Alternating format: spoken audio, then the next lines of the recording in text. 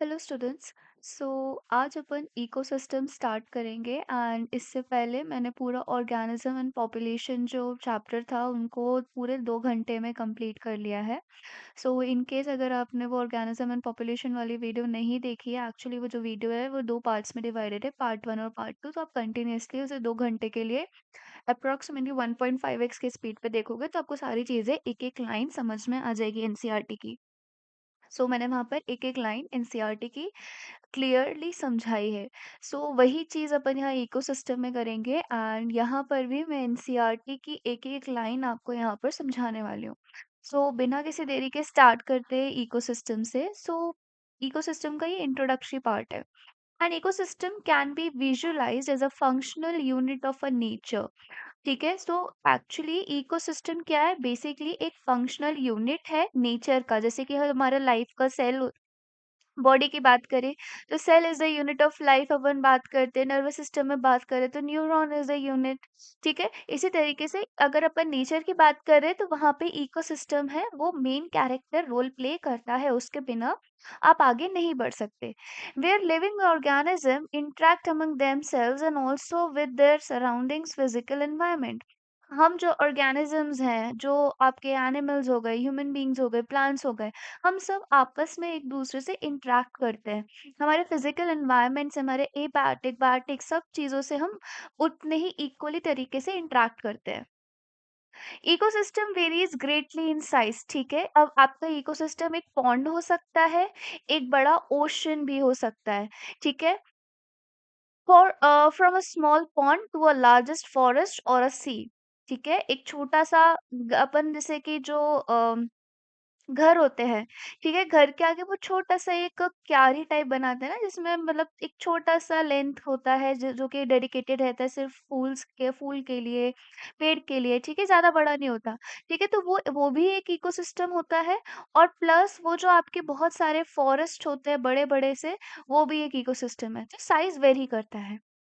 Many ecologists regards the entire biosphere as a global ecosystem, as a composite of all local ecosystem on Earth. Since this system is too much big and complex to be studied at one time, it is convenient to be divided into two basic categories, namely terrestrial and aquatic. Of course ये बात है, हमारे अर्थ पे दोनों चीजें हैं, हमारे पास दोनों तरीके के इकोसिस्टम आते हैं, एक पानी वाला भी और एक अर्थ वाला भी, लैंड वाला भी। लेकिन अगर अपन इनको कलेक्टिवली पढ़ने जाएंगे तो बहुत कंफ्यूजन होगा और बहुत ज़्यादा टाइम लगेगा। इसलिए हम उसको डिवाइड कर देते टेरेस्ट्रियल में और एक्वेटिक में।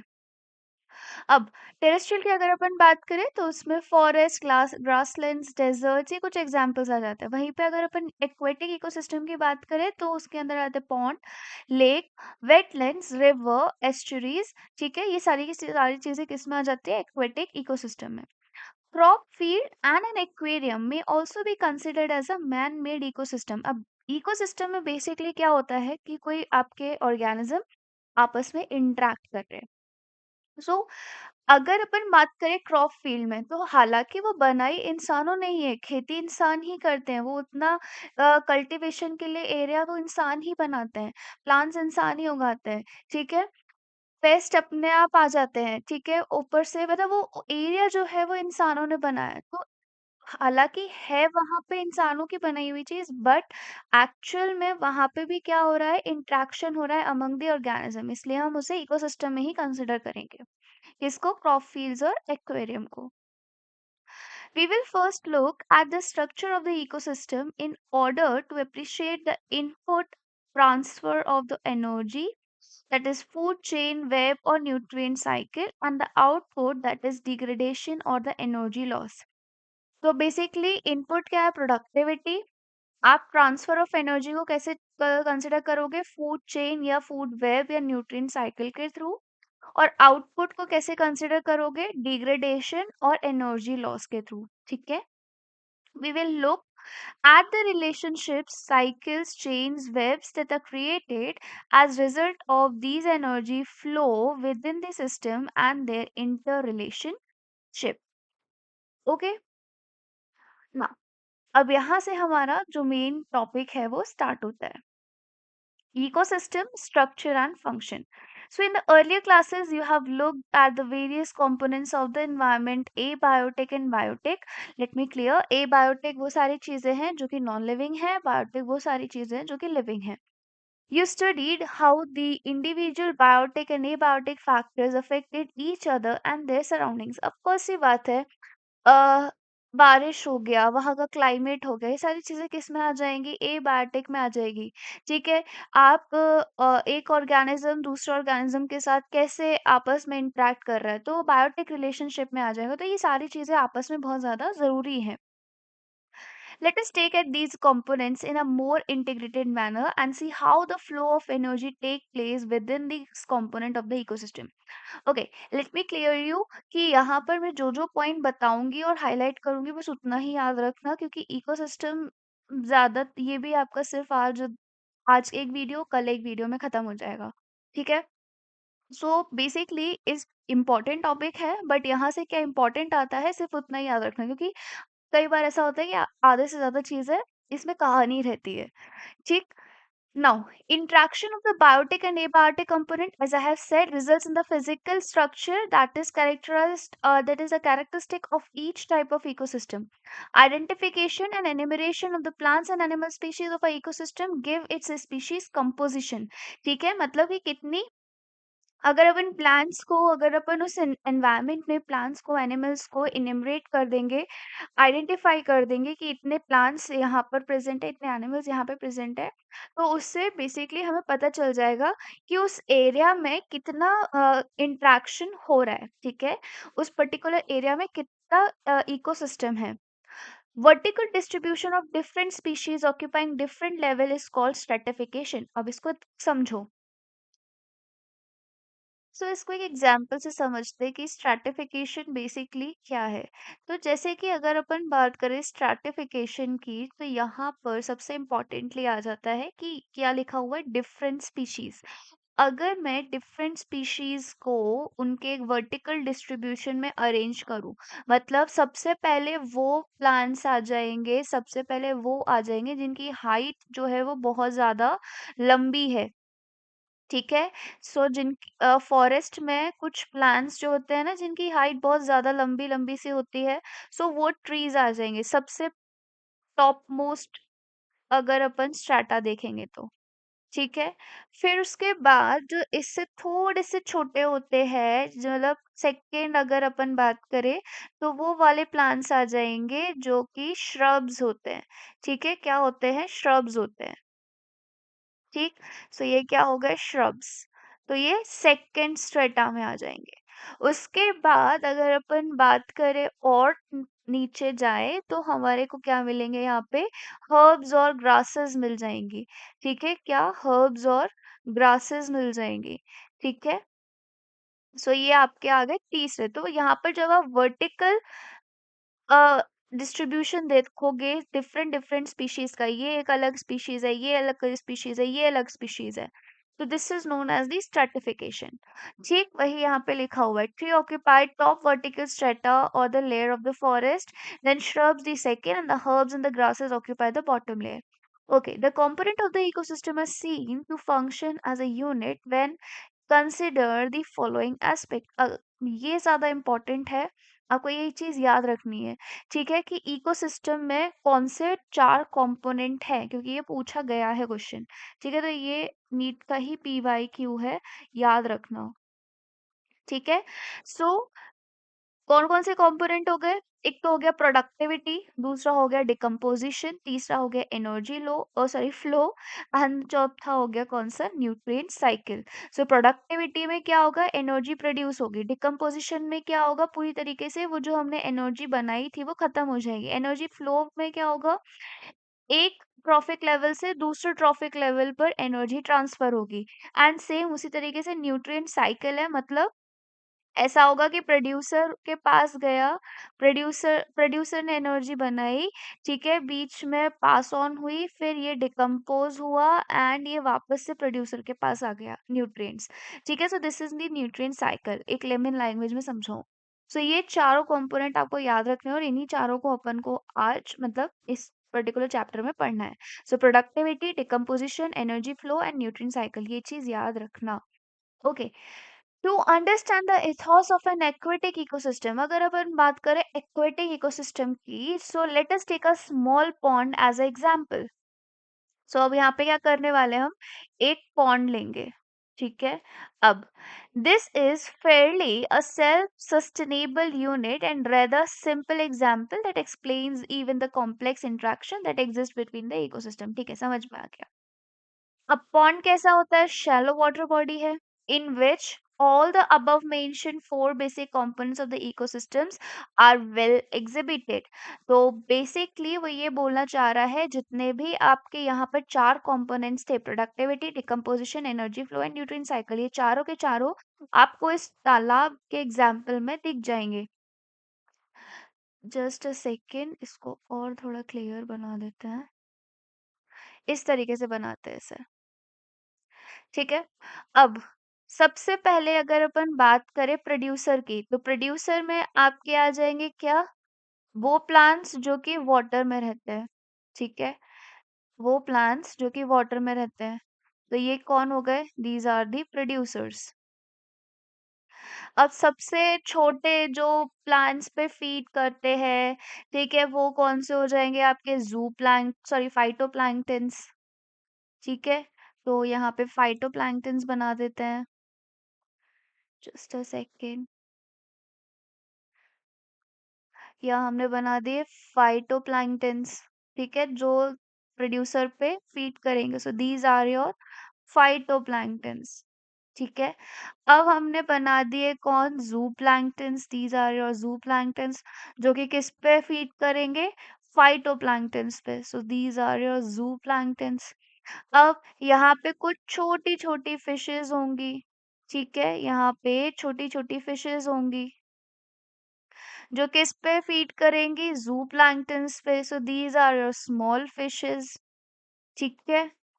अब इनसे भी थोड़ी सी बड़ी फिश हो सकती है, ठीक है, इस तरीके से, जो कि किस, हाँ मेरी थोड़ी खराब है ड्राइंग, बट इट्स ओके, समझ जाना, ठीक है। So this is the large fish, जो स्मॉल फिश से बड़ी है, ठीक है।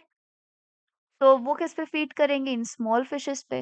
तो क्या हो रहा है बेसिकली, प्रोड्यूसर से फाइटोप्लैंक्टन्स पे एनर्जी गई, फिर फाइटोप्लैंक्टन से जू प्लैंक्टन पे एनर्जी गई, फिर जू प्लैंक्टन से स्मॉल फिशेस में एनर्जी गई, और स्मॉल फिशेस से लार्ज फिश में एनर्जी गई, और फिर किसी वजह से लार्ज फिश की हो गई डेथ, ठीक है। अब इसमें अंदर जब ये डेथ हो जाएगी तो यहाँ पे सिंक कर जाएगी, यहाँ पे होंगे बहुत सारे माइक्रोब्स, ठीक है, ये छोटे छोटे छोटे क्या बना दिए मैंने, माइक्रोब्स।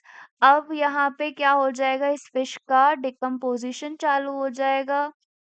अब इसके अंदर से जो जो न्यूट्रिएंट्स निकलेंगे, ए बायोटिक फैक्टर्स जो जो निकलेंगे न्यूट्रिएंट्स, वो वापस से प्रोड्यूसर के पास पहुंच जाएगा। तो आई होप ये पूरा समझ में आ गया होगा कि बेसिकली मैं क्या बताना चाह रही हूँ, कि किस तरीके से एनर्जी फ्लो हो रहा है, किस तरीके से न्यूट्रिएंट साइकिल कंप्लीट हो रही है, किस तरीके से प्रोड्यूसर्स प्रोड्यूस कर रहे हैं, और किस तरीके से डिकम्पोजिशन काम कर रहे हैं। तो यहाँ पे तुमको चारों मैंने कंपोनेंट्स दिखा दिए, क्या क्या, एक तो डिकम्पोजिशन प्रोड्यूसर का बता दिया, ये जो पूरी एनर्जी फ्लो बताई मैंने कि किस तरीके से एनर्जी फ्लो हो रही है, कहाँ से कहाँ, प्रोड्यूसर फाइटोप्लैंक्टन, जू plankton, small fish, large fish. फिर लार्ज फिश, जब फिश किसी वजह से मर गई, उसकी डेथ हो गई, तो वो डिकम्पोज हो गई, माइक्रोब्स ने डिकम्पोज कर दिया, उससे जो न्यूट्रिएंट्स निकले, जो एबायोटिक फैक्टर्स निकले, वो जाके वापस से प्रोड्यूसर्स को मिल गई, ठीक है। So this is how the nutrient cycle works, this is how the producer work, this is how the energy flows, and this is how decomposition is done. So the abiotic is the water, abiotic component यहाँ पे क्या क्या आ गया, एक तो water आ गया with all the dissolved inorganic and organic substance। हमें पता है कि आपके पॉन्ड के, तालाब के पानी में एक सॉइल भी होगा, ठीक है, ऑर्गेनिक और इनऑर्गेनिक सब्सटेंसेस भी होंगे, सोलर इनपुट भी होगा वहां पे, क्यों, क्योंकि ऑफ कोर्स सी बात है, खुला एटमॉस्फेयर है, तो सोलर एटमॉस्फेयर भी होना होगा, सन की रेज डायरेक्ट पानी में आ रही होगी। Cycle of the temperature, day length and other climatic conditions regulate the rate of the function of the entire pond, ठीक है। The autotrophic components include the अब autotrophic components कौन से हो गए, phytoplanktons, ठीक है, some alga and the floating submerged and the marginal plants found in at the edges. The consumer, represented by the zooplanktons, free swimming and the bottom dwelling form. The decomposers are the fungi, bacteria, flagellates, especially abundant of in the bottom of the pond. ठीक है, सो कहाँ पर आपको ये fungi bacteria, क्योंकि क्या करेंगे, decompose करेंगे। अब ऑब्वियस सी बात है, कोई चीज अगर जैसे मर जाती है तो वो डूब के नीचे ही उग जाएगी। ठीक है, एकदम सतह पे जाएगी तो वहां पर ही आपके फंगाई और बैक्टीरिया प्रेजेंट होंगे। ठीक है, so these are present at the bottom of the pond. So this system performs all the functions of any ecosystems and of the biosphere as a whole. That is conversion of the inorganic into the organic material. So basically plants क्या करेंगे, plants आपके inorganic को organic component में convert कर देंगे और फिर वापस से जैसे ही decomposition होगा तो आपके ये जो microbes है organic को inorganic में convert कर देंगे। So, with the help of the radiant energy sun by the autotrophs, composition of the autotrophs by the heterotrophs, decomposition and the mineralizations of the dead matter to release them back for refuse by the autotrophs. Sorry, क्या हो गया आज? For the reuse by the autotrophs, these events are repeated over and over again. This is a unidirectional movement of energy. सिर्फ एक ही direction में flow होती है energy, कभी भी बैकवर्ड फ्लो नहीं होगी। ठीक है, ये चीज याद रखना। The higher the trophic level and its dissipation and the loss of the heat to the environment. Basically, जैसे जैसे आपका ट्रॉफिक लेवल इंक्रीज होता जाएगा, ठीक है, जैसे producer is your first trophic level. अगर मैं इसको जस्ट अ सेकेंड क्लियर कर दूं थोड़ा सा।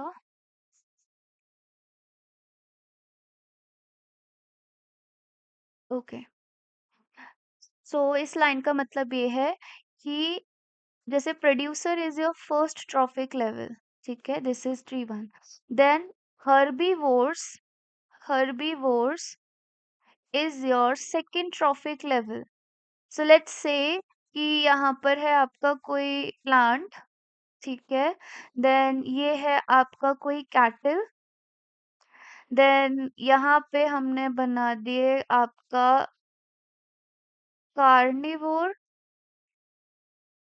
ठीक है, योर लायन, ठीक है, इतना रखते हैं T3। अब जो आपका प्लांट होगा ना उसमें सबसे ज्यादा हाईएस्ट एनर्जी होगी, सबसे ज्यादा एनर्जी प्रेजेंट होगी। तो जैसे जैसे ट्रॉफिक लेवल बढ़ेगा वैसे वैसे एनर्जी लेवल जो है वो घटता जाएगा, ठीक है, बाय 50%। ठीक, ये चीज याद रखना। एनर्जी जो है वो डिक्रीज होती जाएगी, मतलब अगर प्लांट्स ने 100% एनर्जी वाला फूड बनाया है खुद के लिए, तो जब वो कैटल उसको खाएगा, प्लांट को खाएगा, तो उसके पास पूरे 100 नहीं, उसके पास 50% ऑफ द एनर्जी जाएगी। एंड देन कैटल जब लायन को जब कैटल खाएगा तो उसके पास 20% एनर्जी, ओ सॉरी 1% एनर्जी जाएगी। सो आई होप ये चीज समझ में आई होगी। Now, moving towards the next topic, that is the productivity. अब यहाँ पे अपन को बात करनी है किस तरीके से प्रोडक्टिविटी आपका मेन रोल आता है। ठीक है, so a constant input of a solar energy is the basic requirement of an ecosystem.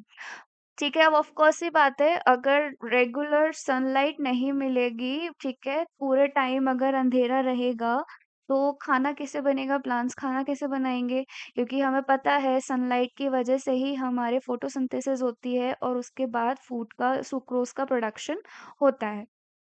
ठीक है, सो ज़रूरी है, बेसिक रिक्वायरमेंट है हमारे एनर्जी सप्लाई के लिए। नाउ प्राइमरी प्रोडक्शन, अब ये यहाँ पे जो डेफिनेशंस है ये याद रखनी है, जो भी हाईलाइटेड पॉइंट है ना एनसीईआरटी में वो तो याद रखने ही रखने हैं। So primary production is defined as the amount of biomass और organic matter produced per unit area over a time period by a plant during a photosynthesis. It is expressed, अभी पढ़ लो, फिर उसके बाद मैं तुमको समझा दूँ कि बेसिकली मतलब क्या है। It is expressed in terms of weight और energy, that is kilocalorie per metre square. The ठीक है। तो बेसिकली अगर अपन इसके सेंटेंसेस को तोड़ें तो प्राइमरी प्रोडक्टिविटी, अब इसको अगर अपन लेमन लैंग्वेज में समझे तो मतलब पहली एनर्जी का प्रोड्यूसर। ठीक है। अब अगर अपन इसको समझे, सो बायोमास, अब बायोमास या फिर ऑर्गेनिक मैटर, अब प्लांट क्या प्रोड्यूस करता है? Organic matter. ठीक है। ऑर्गेनिक मैटर प्रोड्यूस करता है। अब चूंकि ये लिविंग ऑर्गेनिज्म की वजह से हो रहा है, so this will also known as biomass. ठीक है, क्योंकि उसका एक पर्टिकुलर वेट होगा। ठीक है। अब ये ऑर्गेनिक मैटर कितने एरिया में, कितने टाइम पीरियड में प्रोड्यूस किया जा रहा है प्लांट के थ्रू फोटोसिंथेसिस की प्रोसेस में, उसको कहते हैं अपन प्राइमरी प्रोडक्टिविटी। फिर से सुनो, प्राइमरी प्रोडक्टिविटी वो चीज है जिसमें ऑर्गेनिक मैटर या फिर बायोमास प्रोड्यूस होता है प्लांट के द्वारा एक पर्टिकुलर फील्ड के एरिया में एक पर्टिकुलर टाइम पीरियड में, जिसे हम कहते हैं प्राइमरी प्रोडक्टिविटी। ठीक है। तो हमने यहाँ पे क्या क्या एरिया लिया? ठीक है। टाइम लिया। ठीक है। और क्या लिया यहाँ पर हमने? आपका बेसिकली बायोमास या फिर ऐसा बोल सकते हैं वेट लिया। ठीक है। तो kilocalorie per metre square, so this is the unit of primary productivity. ये मैं यहाँ पर इसलिए हाईलाइट कर रही हूँ क्योंकि क्वेश्चन पूछ लिया जाता है कि प्राइमरी प्रोडक्टिविटी को आप कैसे डिनोट करोगे। तो आपके पास बहुत सारे ऑप्शंस होंगे। आपके पास ये भी प्रेजेंट होगा। ठीक है, ये भी प्रेजेंट होगा, आपके पास ये भी प्रेजेंट होगा। ठीक है, और आपके पास अदर अदर यूनिट्स भी प्रेजेंट होंगी। सो आपको ये चीज याद रखनी है। ठीक है। अब यहाँ पे एक और चीज आती है, दैट इज योर प्रोडक्टिविटी। कि प्रोडक्टिविटी क्या है? So the rate of biomass production is called productivity. सिर्फ कितना प्लांट प्रोड्यूस कर रहा है उसको हम बोलेंगे प्रोडक्टिविटी। और वो हम मेजर करेंगे ग्राम पर स्क्वायर पर वायर्स और kilocalorie per metre square per year. ठीक है। To compare the productivity of the different ecosystem. I hope ये चीज समझ में आ गई होगी। ठीक है। सो प्रोडक्टिविटी इज व्हाट, कि प्लांट कितना प्रोड्यूस कर पा रहा है बायोमास। प्राइमरी प्रोडक्टिविटी इज कि कितना बायोमास एक एरिया में एक पर्टिकुलर टाइम पीरियड में प्रोड्यूस हुआ है। ठीक है। अब ग्रॉस प्राइमरी प्रोडक्टिविटी क्या है? रुको, उससे पहले it can be divided into gross primary productivity and net primary productivity. अब यहाँ पे प्रोडक्टिविटी को उन्होंने डिवाइड कर दिया इनटू टू, एक नेट प्राइमरी प्रोडक्टिविटी और एक ग्रॉस प्राइमरी प्रोडक्टिविटी। ठीक है। नाउ ग्रॉस प्राइमरी प्रोडक्टिविटी क्या है? Of an ecosystem is the rate of production of organic matter during photosynthesis। ठीक है। so productivity is the rate of the biomass। अब gross primary productivity क्या है? कि कितना ऑर्गेनिक मैटर का रेट, ठीक है, प्रोड्यूस हो रहा है फोटोसिंथेसिस में। ठीक है। आई होप ये चीज समझ में आ रही होगी। So gross primary productivity is the only, मतलब ये लगभग अगर आप देखो तो आपका सेम है प्रोडक्टिविटी की तरह। It is a rate of the production of organic matter during photosynthesis. ठीक है। लेकिन नेट प्राइमरी प्रोडक्टिविटी में आ जाएगा क्या, कि यहाँ पर रेस्पिरेशन लॉस भी देखने को मिलता है। सो ग्रॉस प्रोडक्टिविटी में अगर मैं रेस्पिरेशन लॉस कर दूं, so this is your net primary productivity। ठीक है। so this is all your about the productivity। Primary productivity में क्या-क्या आता है। आपको मेनली यहाँ पे डेफिनेशन याद रखनी है इन तीनों चीज़ों की एंड स्पेशली दिस फॉर्मूला पूछ लेते हैं बहुत बार। फिर उसके बाद आता है कि ये यूनिट याद रखनी है, ठीक है? एंड इसकी भी यूनिट याद रखनी है। चलते हैं आपके नेक्स्ट पैरा पे। The net productivity is the available biomass for the consumption to the heterotrophs। अब यही नेट, अब ऑब्वियस सी बात है, जो प्रोड्यूसर है वो अपने लिए तो कुछ खाना बचाएगा, अपने लिए तो यूज करेगा कुछ खाना, ठीक है? सो जो भी बना होगा खाना उसमें से वो जितना उसने यूज कर लिया, that is considered as a respiratory loss, ठीक है? अब जो नेट प्राइमरी प्रोडक्ट है, जो बचा कुचा खाना है, जब वो आगे जाएगा, ठीक है, तो उसको हम बोलेंगे कि ये जो नेट प्राइमरी प्रोडक्टिविटी है, वो जो heterotrophs है वो कंज्यूम करेंगे। So net primary productivity is the available biomass for the consumption to the heterotrophs। अब सेकेंडरी प्रोडक्टिविटी क्या है? So secondary productivity is defined as the rate of formation of new organic matter by the consumer. अब क्या हुआ, पहले तो हमने सन से प्लांट ने फूड बनाया। अब इन प्लांट को हर्बीवोर्स ने खाया, ठीक है? हर्बीवोर्स ने खाया। अब ये जो हर्बीवोर्स है, ये क्या करेंगे, ये इन्होंने तो अपनी तरीके से सेलुलोज, सुक्रोज सब लिया और यहाँ से कंज्यूम किया हर्बीवोर्स ने। लेकिन अब हर्बीवोर्स क्या करेंगे, ये अपने तरीके से अपने लिए फूड का सिंथेसाइज करेंगे अपनी बॉडी में, अपनी तरीके से फूड को ब्रेक डाउन करेंगे, जिसकी वजह से नया फॉर्मेशन ऑफ फैट्स और लिपिड्स, ये सारी चीज़ों का फॉर्मेशन होगा, ठीक है? सो अब यहाँ पे जब फैट्स और लिपिड्स का नया तरीके से फॉर्मेशन हो रहा है, तो this is known as a secondary productivity. Example के लिए बता रही हूँ ताकि तुम्हें याद रह जाए। Primary productivity depends on the plant species inhabiting a particular area. It also depends on a variety of the environmental factors, जैसे कि आपके nutrients, photosynthetic capacity of the plants. Therefore, it varies in different type of ecosystem.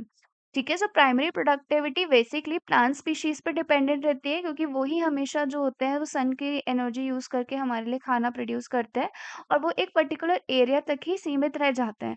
और उस area पे किस तरीके के nutrients present है, प्रॉपर सनलाइट आ रही है कि नहीं आ रही है, उस प्लांट की फोटोसिंथेटिक कैपेसिटी कितनी है, वो सब चीज़ें भी डिपेंड करती हैं। The annual net primary productivity of the whole biosphere, very important line, ये बहुत बार पूछी गई है, एज इट इज उठ के आती है, तो प्लीज याद रखना। The annual net primary productivity of the whole biosphere is approximately कितनी है, 170 बिलियन टन्स, ठीक है? सो पूरे, अगर अपन पूरे बायोस्फीयर की बात करें, तो नेट प्राइमरी प्रोडक्टिविटी मतलब कि कितना प्लांट जो है कितना रेट से फोटोसिंथेसिस करके बायोमास प्रोड्यूस कर रहे हैं। So this is 170 billion tons, और वो भी ड्राई वेट है, ठीक है? Dry weight of the organic matter. Dry weight क्या होता है, जिसका पानी उड़ा दिया जाता है, ठीक है, इवेपोरेट कर दिया जाता है। Of this, despite occupying about 70% of the surface, the productivity of the oceans are only about 55 billion tons. ये दोनों ही चीजें आपको याद रखनी है। मतलब हमको ये पता है कि हमारी अर्थ पे सबसे ज्यादा जो मैक्सिमम हिस्सा, that is 70% of the land, earth का जो सरफेस है वो ओशन से घिरा है, पानी से घिरा है।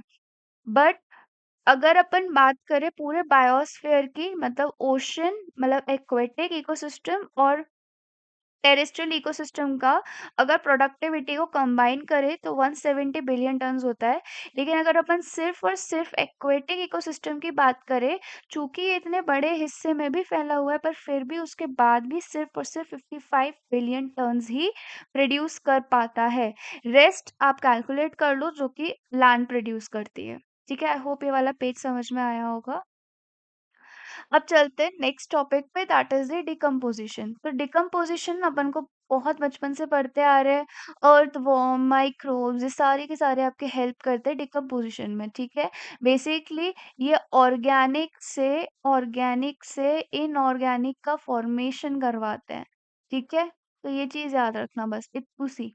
सो you may have heard that of the earthworm being referred to as a farmer's friend. ठीक है, बचपन से पता है ये चीज तो, कि अर्थवॉर्म जो है, जो केचुए होते हैं, वो फार्मर्स के दोस्त माने जाते हैं। So this is because that they help in break down of the complex organic matter as well as in loosening of the soil. तो बेसिकली क्या करते हैं, जो कॉम्प्लेक्स ऑर्गेनिक मैटर है उसको तोड़ने का काम करते हैं ऑब्वियसली, एंड ऑल्सो सॉइल को लूज करने का काम करते हैं, पोरस बनाने का काम करते हैं, ताकि प्रॉपर एयर जो है वो, ऑक्सीजन जो है वो सॉइल तक जा सके एंड अच्छी खासी फर्टिलिटी मेंटेन हो सके।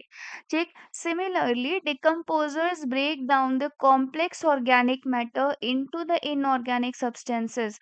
सो माइक्रोब्स और डिकम्पोजर्स का और क्या काम होता है, जैसे कि मैंने बताया कि कॉम्प्लेक्स ऑर्गेनिक मैटर को इनऑर्गेनिक सब्सटेंसेस में तोड़ने का काम करते हैं, जैसे कि carbon dioxide, water, nutrients, and the process is known as the decomposition. ठीक है, so the conversion of the organic or the breakdown of the complex organic matter into the inorganic substances, जैसे कि आपके carbon dioxide, water, nutrients, that process is called the decomposition.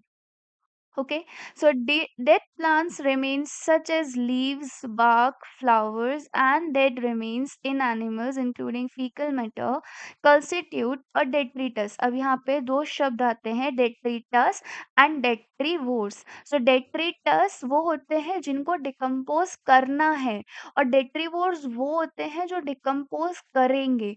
ठीक है, सो dead remains जितने भी हैं, जैसे कि सूखे पत्ते, मरे हुए जीव और मरे हुए ऑर्गेनिजम्स, ये सब के सब किस में आ जाएंगे, डेट्रिटस में आ जाएंगे। ठीक है, वहीं पे डेट्रीवोर्स में आपके वो माइक्रोब्स, फंगाई, अर्थवॉर्म आएंगे जो कि डिकम्पोजिशन प्रोसेस कराएंगे। सो which is the raw material for the decomposition. The important step in the process of the decomposition are fragmentation, leaching, catabolism, humidification and mineralization. Again a very important line. ये तीनों चीजें आपको याद रखनी है। तो सबसे पहले आ जाता है क्या, फ्रेगमेंटेशन। ठीक है, फिर उसके बाद होती है क्या, लीचिंग। ठीक है, उसके बाद क्या होती है, लीचिंग। फिर उसके बाद क्या होता है, कैटाबॉलिज्म। ठीक है, क्या होता है कैटाबॉलिज्म, देन ह्यूमिफिकेशन, ह्यूमिफिकेशन। फिर उसके बाद क्या होता है, मिनरलाइजेशन। क्या होता है, मिनरलाइजेशन। ठीक है, तो ये पांचों चीजें याद रखनी है, कि ये पांचों चीजें याद रखनी है। स्टार्टिंग में जो अपन ने कंपोनेंट्स ऑफ द इकोसिस्टम पढ़े हैं, जो कि अपन अभी सब हेडिंग्स में पढ़ रहे हैं। ठीक है, प्रोडक्टिविटी, डिकम्पोजिशन, आपके nutrient cycle and energy flow. ऐसे ही यहाँ पर जो डिकम्पोजिशन की पांच इंपॉर्टेंट कंपोनेंट्स है, सीरीज में याद रखने हैं। सबसे पहले होता है फ्रेगमेंटेशन, फिर लीचिंग, फिर कैटाबॉलिज्म, फिर ह्यूमिफिकेशन, उसके बाद आपका आ जाएगा मिनरलाइजेशन। ठीक है, so detritivores break down the detritus into smaller particles. So detritivores क्या करते हैं, ये डिकम्पोजिशन करवाते हैं। तो ये क्या करेंगे, जो भी डेट्रिटस है उनको छोटे छोटे छोटे छोटे पार्टिकल्स में तोड़ देंगे। तो हमने क्या किया, फ्रेगमेंट करे पार्टिकल्स के, तो इसलिए हम इसे क्या बोलेंगे, फ्रेगमेंटेशन। तो पहली प्रोसेस क्या हो गई, सबसे पहले छोटे छोटे टुकड़ों के या छोटे छोटे फ्रेगमेंट्स में काटने का। So this is known as a fragmentation. Then, by the process of the leaching, water soluble inorganic nutrients go down into the soil horizon and get precipitated as unavailable salt. तो अब क्या होगा, जैसे ही हमने fragment किए, छोटे छोटे छोटे छोटे टुकड़े करे, अब इनमें से जो भी वाटर सॉल्युबल इन, और अब पानी तो प्रेजेंट ऑलरेडी रहता है सॉइल में। ठीक है, सो जो भी वाटर सॉल्युबल, अब इनमें से जो भी वाटर सॉल्युबल इनऑर्गेनिक मैटर होगा, वो क्या करेगा, नीचे सॉइल में सॉल्ट के फॉर्म में जमा हो जाएगा। ठीक है, तो इसको हम क्या बोलेंगे, लीचिंग। क्या, लीचिंग का मतलब होता है कि दरार में से जाना। ठीक है, अंदर डीप जाना। ठीक, सो वही चीज यहाँ पे हो रही है, कि कहाँ जा रहे हैं, सॉइल के अंदर जा रहे हैं। ठीक है, so water soluble inorganic nutrients जो है वो क्या हो जाएंगे, वो सॉइल होराइजन में नीचे की तरफ एज अ अनअवेलेबल सॉल्ट की तरह बैठ जाएंगे, प्रेसिपिटेट हो जाएंगे।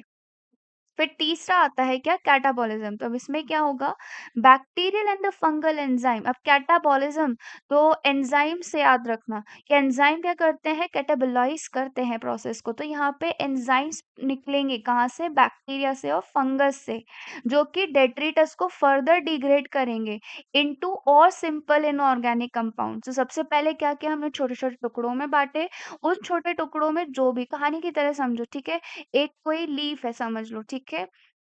अब उस लीफ में क्या हुआ, वो जो डेट्रीवोर्स थे जैसे कि अर्थवर्म, उसने क्या किया, उसको छोटे-छोटे फ्रेगमेंट्स में काट दिया। अब जैसे ही उसने छोटे-छोटे फ्रेगमेंट्स में काटा, उसमें से जो भी न्यूट्रिएंट निकला, इनऑर्गेनिक न्यूट्रिएंट निकला, वाटर सॉल्युबल निकला, उसने क्या किया, सॉल्ट बना लिया वाटर के साथ मिक्स होके, और वो नीचे जो सॉइल था, सॉइल होराइज़न था, उसके साथ उधर जाके बैठ गया। अब अभी भी बकाया है, अभी भी पूरी तरीके से प्रोसेस कंप्लीट नहीं हुई है। तो अब और क्या होगा कि कैटाबॉलिज्म प्रोसेस होगी। कैटाबॉलिज्म प्रोसेस में क्या होगा, एंजाइम्स आएँगे। कौन से एंजाइम आएंगे, एक बैक्टीरियल एंजाइम भी हो सकता है और फंगल एंजाइम भी हो सकता है।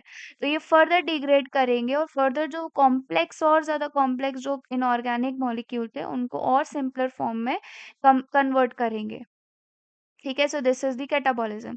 नाउ अब आता है, it is important to note that the above steps in the decomposition operate simultaneously on the detritus. मतलब ये लगातार चलते रहते हैं, रुकते नहीं है। अब आता है ह्यूमिफिकेशन। सो humification and mineralisation occur during decomposition in the soil. Humification का मतलब होता है खाद का बनना, फर्टिलाइजर का बनना। So humification leads to accumulate a of dark coloured amorphous substance, जिसे आप क्या बोलते हो, humus. Humus is basically a खाद। ठीक है, सो ये कैसी होती है, डार्क कलर्ड एमोर्फस सब्सटेंस होती है, that is highly resistant to the microbial action and undergo decomposition at an extremely slow rate. So basically क्या होता है, ये ह्यूमस इसलिए ज़रूरी होती है सॉइल के लिए, क्योंकि ये जो भी माइक्रोबियल एक्शंस होते हैं, जो कि खराब microbial, against the plant microbial actions होते हैं, उनको रेजिस्ट करता है। और अगर होता भी है तो उसमें बहुत धीरे धीरे डिकम्पोजिशन एक्सट्रीमली स्लो रेट पे होता है। अब कैसा नेचर का होता है, कोलॉइडल नेचर का होता है, ये चीज याद रखना, ह्यूमस। ठीक है, and it serve as a reservoir of the nutrient. उसके अंदर बहुत सारे न्यूट्रिएंट प्रेजेंट रहते हैं। The humus is further degraded by some microbes and release of inorganic nutrients।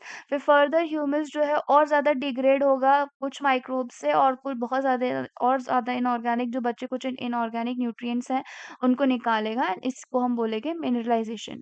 ठीक है, सो बेसिकली हमारा यहाँ काम था कि बिल्कुल लास्ट तक, जब तक कि उसका सारे के सारे न्यूट्रिएंट्स निचोड़ के सॉइल में नहीं आ जाते, तब तक वो सारी प्रोसेस होती रहेगी। तो सबसे पहले हुई हमारी फ्रेगमेंटेशन, फिर उसके बाद हुई लीचिंग, फिर उसके बाद हुई कैटाबॉलिज्म, फिर उसके बाद हुई ह्यूमिफिकेशन, और अब लास्ट में हुई है mineralisation. Now, decomposition is largely an oxygen requiring process. A very important line बहुत बार पूछी जा चुकी है, याद रखना। तो डिकम्पोजिशन क्या है, बेसिकली ऑक्सीजन रिक्वायरिंग प्रोसेस है। मतलब इसको करने के लिए, इस प्रोसेस को करने के लिए ऑक्सीजन की जरूरत पड़ेगी। The rate of decomposition is controlled by a chemical composition of the detritus and climatic factor. अब यहाँ पे ये पूरा का पूरा पैरा जो है ना, बहुत इंपॉर्टेंट है बेटा, क्योंकि यहाँ पर नीट में, और जब तुम नॉर्मल पीवाईक्यूज करते हो ना, उनमें क्वेश्चन पूछे गए हैं इससे। तो ये चीज याद रखना, ठीक है। तो बेस सबसे पहली चीज, जो डिकम्पोजिशन है वो ऑक्सीजन रिक्वायरिंग प्रोसेस है, मतलब इसको ऑक्सीजन की रिक्वायरमेंट रहेगी। दूसरी चीज, डेट्रिटस का किस तरीके का कंपोजिशन है, किस तरीके का केमिकल कंपोजिशन है, और आपस में क्या क्लाइमेटिक फैक्टर है आसपास, वो भी इम्पोर्टेंट फैक्टर है कि डिकम्पोजिशन का रेट किस तरीके का होगा, क्या फास्ट होगा या स्लो होगा। So in a particular climatic condition decomposition rate is slower. ठीक है, अब हम बात कर रहे हैं कि डिकम्पोजिशन की कंडीशन कब धीमी होगी, मतलब किस जगह पे डिकम्पोजिशन फास्टर रेट में नहीं हो पाएगा।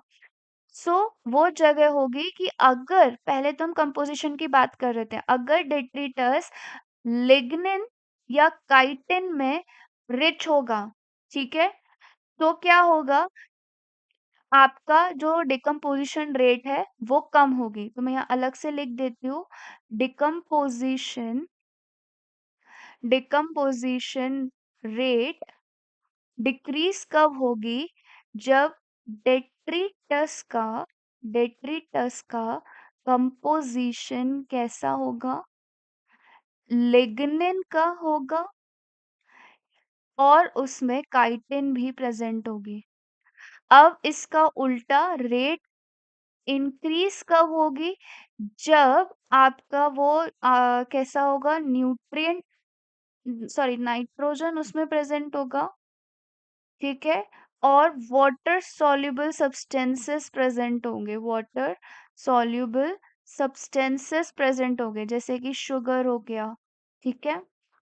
सो ये चीज याद रखनी है। So if detritus is rich in nitrogen and water soluble substances like sugar, ठीक है, तो कैसा होगा, क्विकर होगा। अब टेम्परेचर कैसा होना चाहिए, so temperature and soil moisture are the most important climatic factor that regulate the decomposition through their effect on the activities of the soil microbes. So अभी हमने पढ़ा कि कब वहाँ का वेदर कैसा, क्लाइमेटिक फैक्टर कैसा होगा, तो हमें किस तरीके का टेम्परेचर चाहिए, मॉइस्ट सॉइल में मॉइस्चर कितना चाहिए कि डिकम्पोजिशन हो जाए। सो अगर वार्म होगा टेम्परेचर और मॉइस्ट एनवायरनमेंट होगा, तो वो डिकम्पोजिशन को फेवर करेगा। मतलब अगर टेम्परेचर बढ़ा होगा तो हल्का सा वार्म रहेगा और मॉइस्ट एनवायरनमेंट रहेगा, सॉइल थोड़ी हल्की नमी सी रहेगी, तो वहां पे डिकम्पोजिशन फास्टर रेट में होगा। लेकिन अगर जस्ट इसका उल्टा हो जाए, मतलब टेम्परेचर लो हो जाए, ठीक है, और एनारोबिसिस हो जाए, मतलब वो कंडीशन जहाँ पे ऑक्सीजन नहीं है, ठीक है, तो उससे क्या होगा, डिकम्पोजिशन की प्रोसेस ही इनहिबिट हो जाएगी, जिसकी वजह से आपके जो इनऑर्गेनिक में कन्वर्ट करने की प्रोसेस थी वो नहीं हो पाएगी। सो this is how decomposition works, ठीक है। सो यहाँ पे आपको ये डायग्रामेटिक डिकम्पोजिशन साइकिल दे रखी है टेरेस्ट्रियल इकोसिस्टम की, कि एक लीफ है, लीफ झड़ के नीचे गिरी, अर्थवॉर्म ने फ्रेगमेंट करे, उसके जो भी न्यूट्रिएंट्स थे वो जाके लीच आउट हो गए, तो this is the leaching process, ठीक है। ये वाली जो प्रोसेस है ये फ्रेगमेंटेशन प्रोसेस हो गई, ठीक है। अब ये जो भी आपके वाटर सॉल्युबल इनऑर्गेनिक न्यूट्रिएंट्स थे, वो कहाँ गए, वो सारे ऑर्गेनिक रिच सॉइल में चले गए। फिर उसके बाद बचे कुछ ही जो फ्रेगमेंट्स थे उनके ऊपर वापस से जो हमारे एंजाइम्स थे बैक्टीरिया के और फंगाई के, उन्होंने वर्क किया। सो this is the catabolism process, ठीक है, कैटाबॉलिज्म। फिर उसके बाद आपके ह्यूमस का फॉर्मेशन हुआ और फिर फर्दर और डेट्रिटस डिकम्पोज हुआ एंड दैट इज मिनरलाइजेशन हुआ, और इस तरीके से हमारा डिकम्पोजिशन जो है वो खत्म हुआ। सो दिस इज हाउ कि हमारा जो भी ऑर्गेनिक था, पहले ऑर्गेनिक से इनऑर्गेनिक बना, फिर इनऑर्गेनिक से ऑर्गेनिक, मतलब ये पूरी साइकिल जो है वो चलती रहती है। तो this is the nutrient cycle, ठीक है। So that's it for the today. अगर आज का वीडियो अच्छा लगा हो तो प्लीज़ लाइक करिएगा एंड सब्सक्राइब करिएगा चैनल को। यार तुम लोग लाइक नहीं करते तो प्लीज़ लाइक करना, ठीक है। सो अगला जो वीडियो रहेगा उसमें अपन ये इकोसिस्टम वाला चैप्टर जो है मोस्ट प्रोबेबली कल डल जाएगा और ख़त्म हो जाएगा, ठीक है। सो इसी के साथ साथ अपन ने मेजॉरिटी जो चैप्टर है जो नीट के लिए बहुत ज़रूरी होते हैं वो कवर कर लिए हैं। अब बस छोटे छोटे छोटे छोटे चैप्टर बचे हैं। आई थिंक एक चैप्टर और बच रहा है, मॉलिक्यूलर बेसिस ऑफ इनहेरिटेंस, वो भी मैं जल्दी से कवर करवा ही दूंगी, ठीक है, जैसे ही यूनिट ख़त्म होती है। ओके। सो अगर लेक्चर अच्छा लगा हो तो अगेन मैं बोल दूँ, प्लीज़ लाइक कीजिएगा एंड सब्सक्राइब कीजिएगा चैनल को। Thank you so much.